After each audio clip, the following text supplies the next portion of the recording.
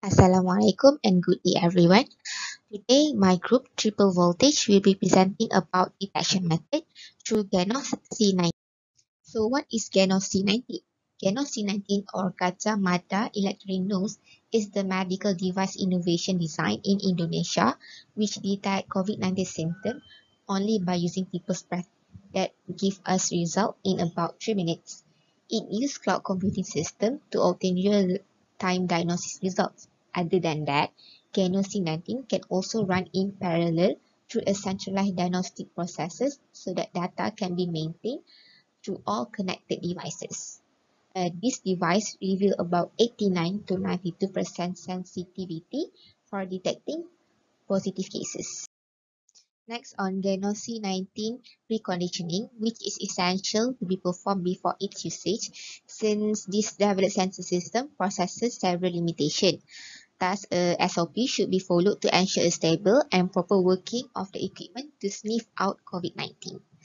Firstly, decent fresh air circulation should be assured during the operation, both indoor and outdoor environments. Secondly, the sensing system in Gano C19 needs to be turned on and preheated for at least 30 minutes before its operation to acquire the stable signal baseline.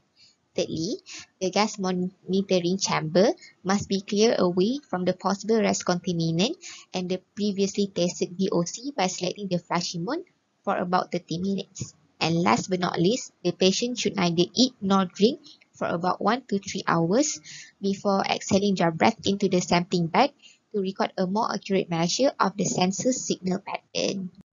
Moving on, since Ganos C19 operates by detecting volatile organic compound (VOC) to identify the coronavirus, this operation should be followed as below. Firstly, the patient needs to exhale into a special bag.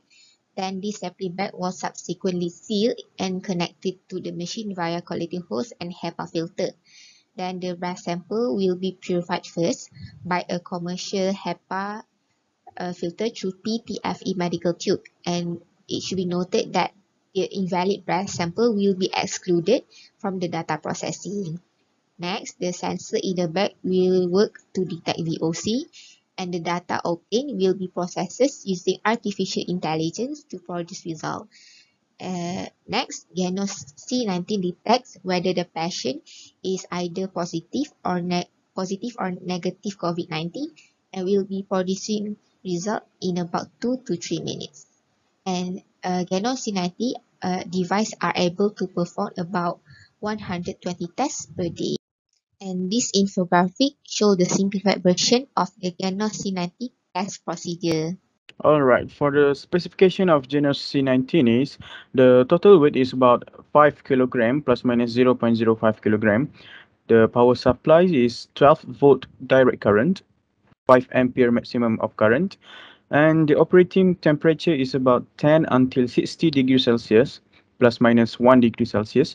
Operating humidity is maximum is 99% relative humidity plus minus 5%. Number of sensors are 10 gas sensors and 1 temperature sensors. The interface is using 4.3 inches touchscreen info panel and using Genos AI dashboard software. Alright, that is the advantage of Genos C19. The first one is only using people's breath. So it do not require reagents or chemical as in other rapid tests. So this also can do it by self. The second one is user-friendly, which is easy to conduct and much more comfortable than sampling using the sweat method. The last one is affordable. The cost of the coronavirus detection test using the Genos C19 is relatively cheap, which is around 4.5 ringgit Malaysia until 7.5 ringgit Malaysia. Alright, so the last one is disadvantage of Genos C19. The disadvantage is heat effect, the sensor accuracy, which is human breath contain a slightly high temperature and humidity. So it might influence the performance of metal oxide semiconductor sensors. Hi, I am Shamil. Now I will show a way to improve the Genos C19 system. The problem emerged from the system is heat and humidity can affect the accuracy of the sensor. In terms of ambient conditions, temperature and humidity might influence the performances of metal oxide semiconductor sensors. Silicon micromechanical resonance sensors may have frequency shift interference caused by temperature-induced Young's modulus change, which we call material softening.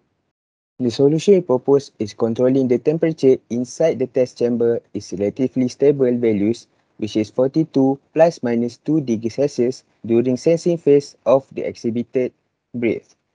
The sensing resistance dropped to a lower value resulting in higher output voltage when the relative humidity was raised from 30 to 35% and the temperature was set constant at 42 plus minus 2 degrees Celsius. We can apply mechanical cooling system or basic vapor compression cycle inside the chamber. This system consists of compressor, condenser, expansion valve, and evaporator. First, the compressor. It compresses the refrigerant to a high pressure and high temperature. Next, the condenser, which is a heat exchanger where high heat is removed by air or water cooling and the refrigerant from compressor is condensed to a liquid.